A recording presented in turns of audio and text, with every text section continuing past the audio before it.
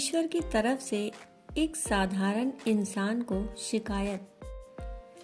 मेरे प्रिय, सुबह तुम जैसे ही सोकर उठे, मैं तुम्हारे बिस्तर के पास ही खड़ा था। मुझे लगा कि तुम मुझसे कुछ बात करोगे। तुम कल या पिछले हफ्ते हुई किसी बात या घटना के लिए मुझे धन्यवाद कहोगे, लेकिन तुम फटाफट चाय पीकर तैयार होने चले गए और मेरी तरफ देखा भी नहीं। फिर मैंने सोचा तुम नहा धोकर मुझे याद करोगे, पर तुम इस उधेड़बुन में लग गए कि तुम्हें आज कौन से कपड़े पहनने हैं। फिर जब तुम जल्दी से नाश्ता कर रहे थे और अपने ऑफिस के कागज इकट्ठे करने के लिए घर में इधर से उधर दौड़ रहे थे, तो भी मुझे लगा कि शायद अब तुम्हें मेरा ध्यान आएगा, लेकिन ऐसा नहीं हुआ। फिर जब तुमने ऑफिस जाने के लिए ट्रेन पकड़ी, तो मैं समझा कि इस खाली समय का उपयोग तुम मुझसे बातचीत करने में करोगे, पर तुमने थोड़ी देर पेपर पढ़ा और फिर खेलने लग गए अपने मोबाइल में, और मैं खड़ा का खड़ा ही रह गया। मैं तुम्हें बताना चाहता था कि दिन का कुछ हिस्सा मेरे साथ बिता कर तो देखो, तुम्हारे काम और भी अच्छी तरह से होने लगेंगे, लेकिन तुमने मुझसे बात ही नहीं की। एक मौका ऐसा भी आया जब तुम बिल्कुल खाली थे और कुर्सी पर पूरे 15 मिनट यूं ही बैठे रहे, लेकिन तब भी तुम्हें मेरा ध्यान नहीं आया।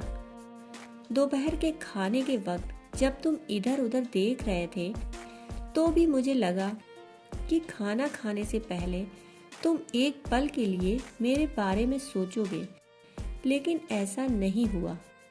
दिन का अब भी काफी समय बचा था। मुझे लगा कि शायद इस बचे समय में हमारी बात हो जाएगी, लेकिन घर पहुंचने के बाद तुम रोजमर्रा के कार्यों में व्यस्त हो गए। जब वे काम निपट गए तो तुमने टीवी खोल लिया और घंटों टीवी देखते रहे। देर रात थक कर तुम बिस्तर पर आ लेटे। तुमने अपनी पत्नी बच्चों को शुभ रात्रि कहा और चुपचाप चादर ओढ़कर सो गए। मेरा बड़ा मन था कि मैं भी तुम्हारी दिनचर्या का हिस्सा बनूं, तुम्हारे साथ कुछ वक्त बिताऊं, तुम्हारी कुछ सुनूं, तुम्हें कुछ सुनाऊं, तुम्हारा कुछ मार्गदर्शन करूं, ताकि तुम्हें समझ आए कि तुम किस लिए इस धरती पर आए हो और किन कामों में उलझ गए हो।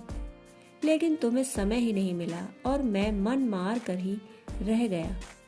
मैं तुमसे बहुत प्रेम करता हूँ।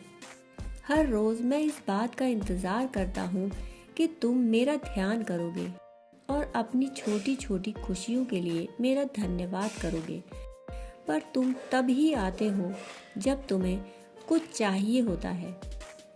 तुम जल्दी में आते हो और अपनी मांगे मेरे आगे रख के चले जाते हो। और मजे की बात तो ये है कि इस प्रक्रिया में तुम मेरी तरफ देखते भी नहीं। ध्यान तुम्हारा उस समय भी लोगों की तरफ ही लगा रहता है और मैं इंतजार करता ही रह जाता हूँ। खैर, कोई बात नहीं, हो सकता है कल तुम्हें मेरी याद आए, ऐसा मुझे विश्वास है और मुझे तुम में आस्था है। आखिरकार मेरा दूसरा नाम आस्था और विश्वास ही तो है। तुम्हारा ईश्वर। दोस्तों, कहानी सुनने के लिए आपका बहुत बहुत आभार।